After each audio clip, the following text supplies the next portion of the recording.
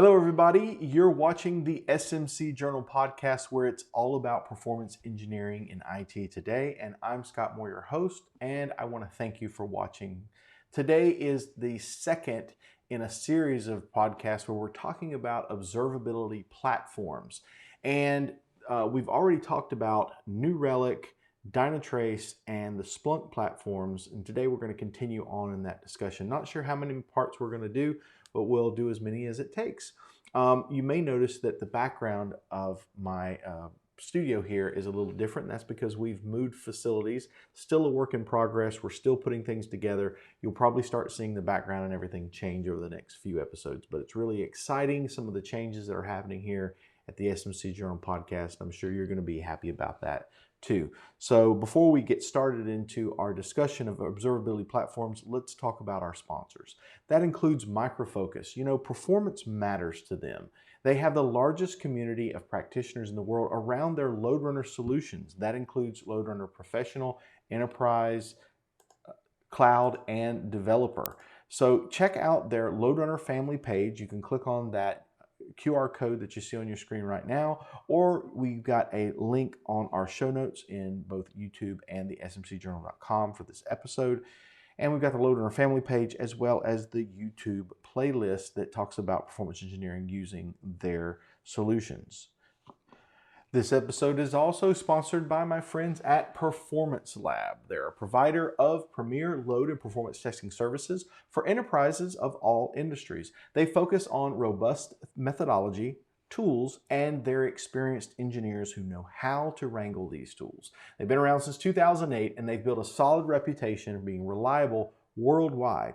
They actually have their own innovative performance testing platform called BoomQ, and they consult around industry standard tools like LoadRunner, JMeter, NeoLoad, and others. So if you haven't checked them out, make sure that you go to their website, performancelabus.com, or scan that QR code. And we don't want to forget about our friends at Bright Payment Solutions. This podcast is sponsored by Bright Payment Solutions. They provide merchant services for a wide variety of credit card companies, take most major credit cards at the lowest rates and fees possible, and help your business generate higher revenue through a variety of solutions, including their own point of sale equipment. They have their own software. If you're taking credit cards with your business using something like Stripe or Square or something of that nature, give them a call and ask them if they can help you save on some of those fees, and tell them that Scott Moore sent you. And we thank our sponsors for graciously supporting this show and the performance community at large. Some of you who watch my other show, The Performance Tour, may recall in February that I interviewed Rebecca Kleinert. Remember the whole Iron Maiden cover thing? Yeah, that was cool. We were talking about the Splunk observability platform because obviously she's an employee of Splunk, but she mentions that, hey, in the future, maybe Gartner will put out a magic quadrant around observability, not just APM. And her not knowing at the time that this was going to be coming out, she seems like a prophet, right? In June, Gartner did actually release this magic quadrant, and that's what we've been talking about in the episode previous to this one, and from this point forward until we get done. But I was kind of surprised at where Gartner placed a few of these companies, including, as I mentioned in the last episode, Splunk. I felt like Splunk should have been in the leader quadrant, that upper right-hand corner. They were very close to it, but they just weren't there yet. And of course, Gartner has their reasons for that. But these are just my observations, knowing the industry, knowing a lot of the people that are in this industry at these various companies that are mentioned, having experience with the companies and being a performance engineering consultant for almost 30 years now. So I do have some insight to this, and people have been asking me questions about this. So I was excited to actually see this come out because it's interesting that it's now not just APM observability. It almost seems like APM is becoming sort of a thing you don't really want to mention because it seems too old, fogey, whatever, but it's really not. I mean, it's still valid. It's still valid data to be monitoring the things in your company. Observability takes that and extends that into saying, well, what do we do about that? And how can I ask questions about what this data means without having to do all this hard, drill down, figuring it out myself? How can I get some mind share out of what it should already know. How well is my business doing? How well is this service doing? How well is my application doing?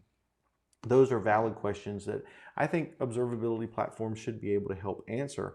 And so you'll see themes around machine learning and AI and being able to ask basic questions of this and let it help you figure out where some of these problems are, whether that's in a bottleneck in infrastructure, whether it's code that's poor performant in a code profiling situation, whether it's something traditional like a network performance issue, connections issue, things like that. So in the last episode, we talked about Splunk. We also talked about New Relic and Dynatrace. I want to make sure I cover everybody that's in that upper right-hand corner. So today we're going to mention Datadog, Honeycomb, and Instana. And let's talk about Datadog. And this is because I've been following Datadog for a long time. I remember sitting down with one of their sales executives in Atlanta, and Aaron, if you're watching, thank you for introducing me to Datadog at the time, and thank you for watching the show. But he was telling me, hey, I'm working for this company, and it was, at that time, I think it was around 2017, if I'm not mistaken. I remember looking at their website and them saying, oh, we've now got over 100 integrations to our product, and I noticed that it was agent-based. It had some good visualization, very clean look, and I liked it. Started hearing more and more about them in the market in the 2018 time period, so fast growth, and I was really taking notice of this. They've really taken off, and then boom, IPO. This really, it kind of took me by surprise as to how fast they grew and how successful they were in the market, mainly because I know a lot of their, at least early on, their marketing was to developers. Now, don't ding me for this, everybody, but traditionally developers don't have a lot of money to spend. That's why they create tools themselves that, other than the $500 credit card swipe that's pre-approved by some boss, you don't really talk to developers about, especially at large enterprises, about writing, getting POs, and all that's usually handled by a different group, and a group that is sometimes disconnected from actually knowing how any of this stuff even works. Which I'm not saying that's right or wrong. I'm just saying that's what it is. But Datadog has actually been successful in making that shift to developer focused, to both developer and operations focused. And then I noticed something interesting that happened after the IPO. To continue to please shareholders and their existing client base, they immediately wanted to future-proof the company. So you start seeing from Business Insider and some of the other news releases about Datadog that they're not calling themselves even an observability company or even just a developer platform. They're now talking about security. And about the same time that Datadog starts talking about, we're not just monitoring for performance or resilience, we're also monitoring security as well. So I think Splunk kind of helped fuel that, because if we can find a data point, we can put a metric around. If we can get a metric, then we've got a graph. We got a visualization at that point. And in a similar way that performance engineers hunt down performance bottlenecks and issues, security people want to hunt down security threats, breaches, and get alerts. So it's a very similar model in the how you chase these things down. So it does make sense that you would see a theme from Splunk, Datadog, Dynatrace, and others that they're branching out into not just monitoring performance, but monitoring and security. In fact, there's a quote from the CDP Institute where there was a briefing around Datadog, and the CEO was saying, we are a monitoring and security company. And you'll see that to be a theme now with many of the leaders in that observability quadrant that Gartner has created, that leadership quadrant. So the thing that I think about with not only Datadog and their ability to visualize all this, the biggest strength, Datadog has so many integrations. I mentioned back 2016, 2017, over 100. Now their website shows over 500 integrations with their product. And it's evident that they have spent significant amount of time, effort, and money on their visualizations and making graphs readable, understandable, linkable, and that the drill down aspect to get to that problem spot is as fast as possible, and adding on AI and machine learning on top of that, pre-configure things, pre-map things out, make it so that it's just easy for companies to do. About the only thing that I can think about from Datadog that might not appeal to everybody is the licensing model, the per host pricing. Gartner actually kind of brought this out in their report that some of the larger enterprises have had to kind of deal with some of their salespeople on, what is the actual price of this thing, and not really, it wasn't necessarily as flexible as I guess they had hoped. But I think this is a theme that you will find on all observability platforms. It doesn't matter what model they choose. Talk a little bit more about that in a moment, but pricing, always an issue, and the fact that Datadog is a SaaS-only product may not appeal to all companies. But Datadog's obviously earned that spot in the leadership quadrant. They have made so many strides over the last, I would say, 2 to 3 years, even during the whole pandemic era, making great strides, big growth, even when others were shrinking. So got to give them kudos on that, and say Datadog, yeah, good play. Honeycomb, let's talk about that. Now, I have viewed a lot of the videos online on Honeycomb, looked at the demos of their product. I have actually yet to use Honeycomb, but I've seen the bubble up feature.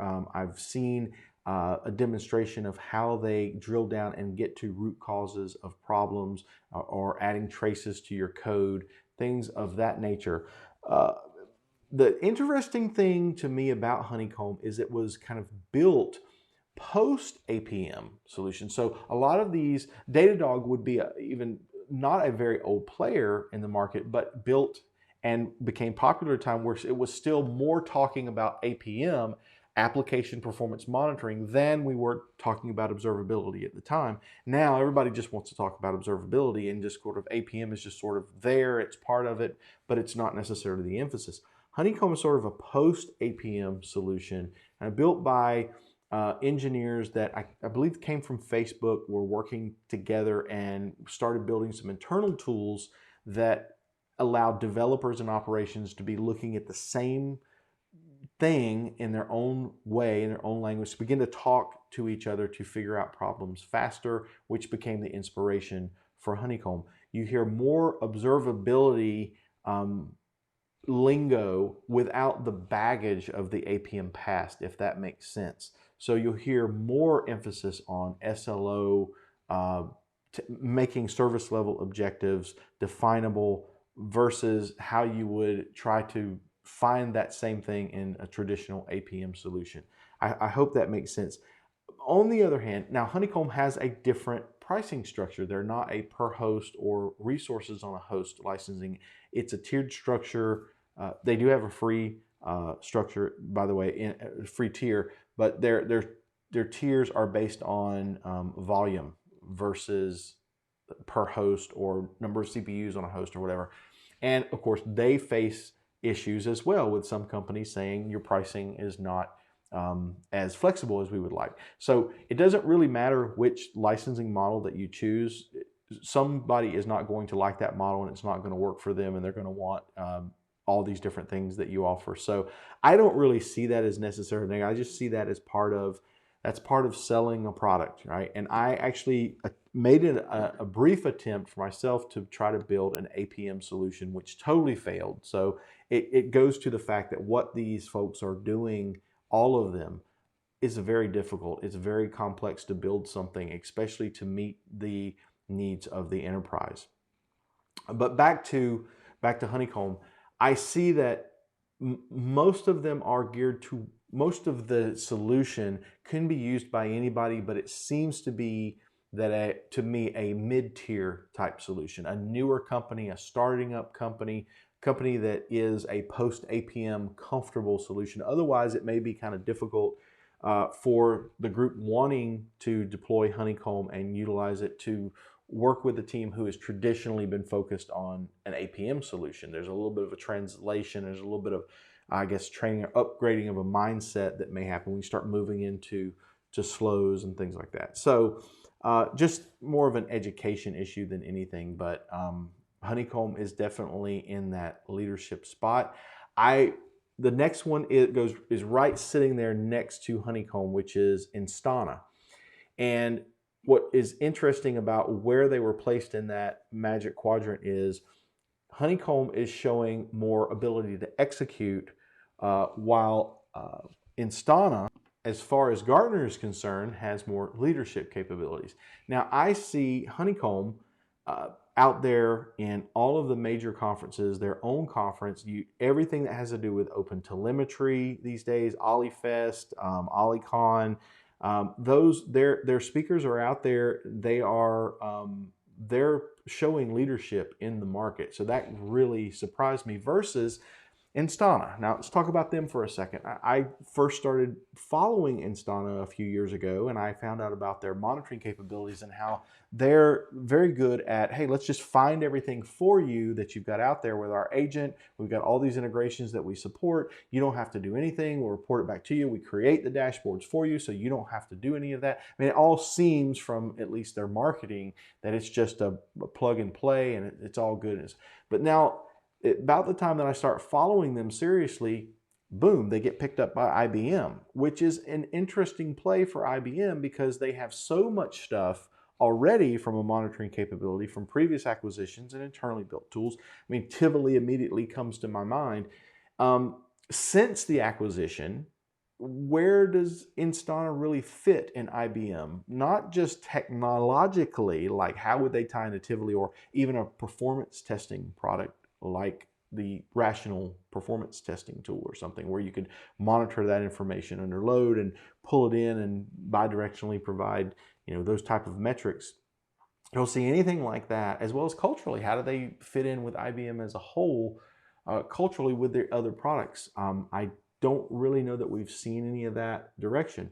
One thing that did pop up is around synthetic monitoring, about the end user monitoring capabilities. And remember, any observability platform, in my opinion, needs to include infrastructure monitoring, and you got to have those traces, metrics, logs. You need to be able to get down to the code level and profile if you need to, but you need end user metrics. That's the big piece that most people, most developers at least, don't think about as the first metric performance engineers do. There's two ways to do that. You can do it with a synthetic way where you create some kind of a script, you run it out in production, you gather timings for that, or you monitor and have some kind of an inbuilt embedded agent in the browser from real user sessions. We call that real user monitoring, or RUM for short.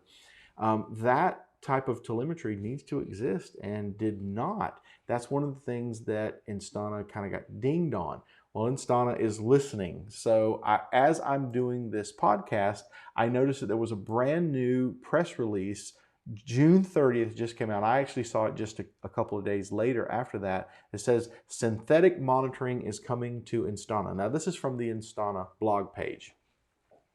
And it actually says, our customers have long recognized that Instana has the best APM observability capabilities in the industry.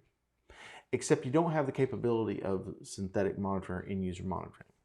And Gartner caught you on that. It says now others are starting to notice, including Gartner. And then voila, we are proud to announce that we are adding synthetic monitoring to Instana.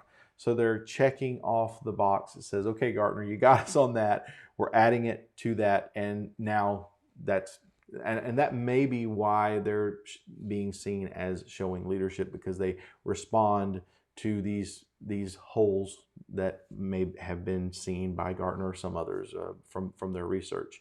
So that's my thought around Instana, that it has not been a complete solution, but they have been getting there, and they have been. I think it's amazing that they were picked up as early as they were by IBM. I thought it was going to take them a lot longer to get there, but they did. So how about all of their integrations, not only externally, but also inside of IBM? One other thing to notice about Instana is they do not have a ServiceNow integration, which I think like everybody does for that.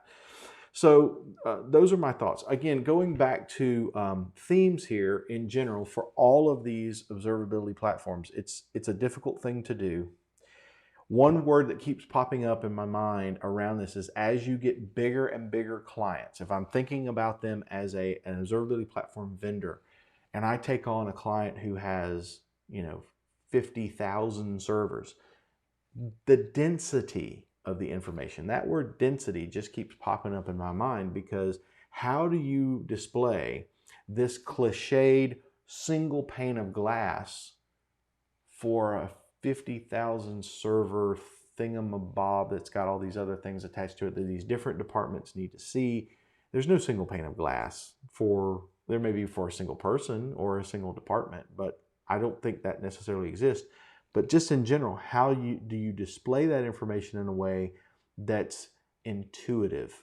I think that's the race to the top right-hand corner of the Gartner Magic Quadrant for observability. Whether you're looking at analytics and telemetry for performance, security, or resiliency, outages, or anything of that that you can think of, it's about how good does that visualization, how well does it present itself so that you can get to root cause as fast as possible, find the needle in the haystack. Another thing that comes to mind is the density of the data, the volume of the data, because most of these solutions say we don't just sample the data, it's all the data. So when we get real user sessions, it's every session, it's every line of code. We're profiling every single thing that's executed there. Okay, so that's a storage and a cost there to that. And how long do you retain that? And how long do you care about that?